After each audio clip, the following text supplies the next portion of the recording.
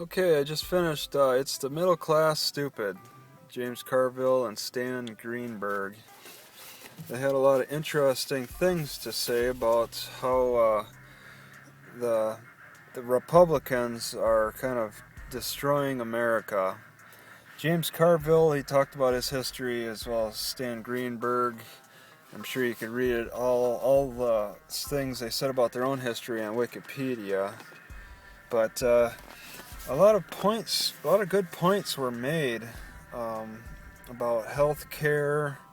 That's a big deal. They want the costs to come down, but I mean, they say that the costs are too high, but I think there's too many unhealthy people in general anyway. Besides, the lobbyists are getting too much influence in Washington. That's a big problem.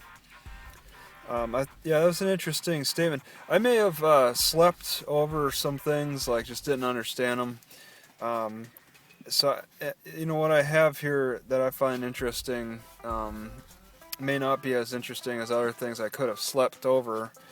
But, that's what happens when you read a book. Like, if people have the right to a lawyer, why don't we have a right to a doctor? But I mean, I don't even trust doctors myself enough anyway. They want to prescribe drugs and cuts. And for people to fight for these healthcare rules and laws and stuff seems really silly to me. I would think that you should reform the healthcare process more than making it cheaper and more accessible.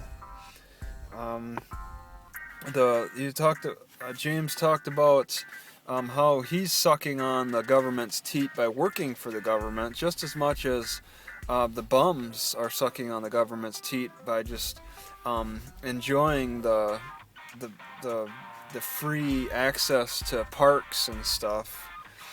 The American dream is downsized, so we shouldn't expect what their ancestors in the mid 1900s expected. To be able to afford basic food and all that. And he got into when the food stamps came about.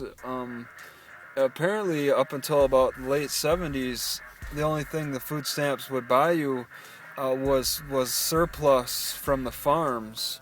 And then in the late 70s, they started in on this thing where you could buy anything at the grocery store type of thing.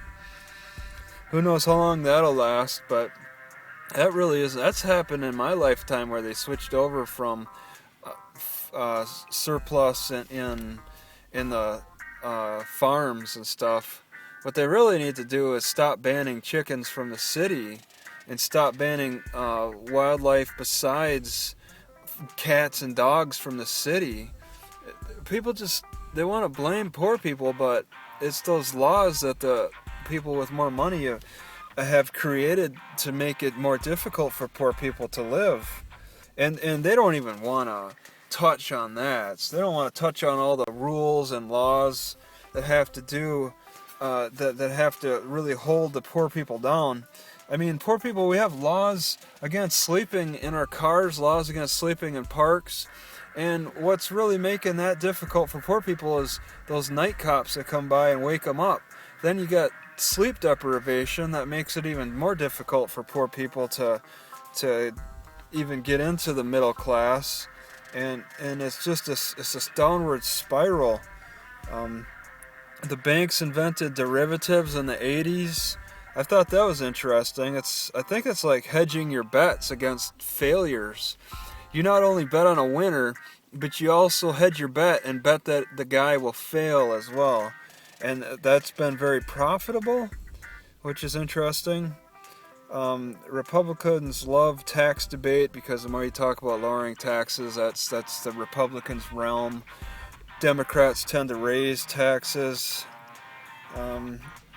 It doesn't make the rich people any money by trying to save the middle class.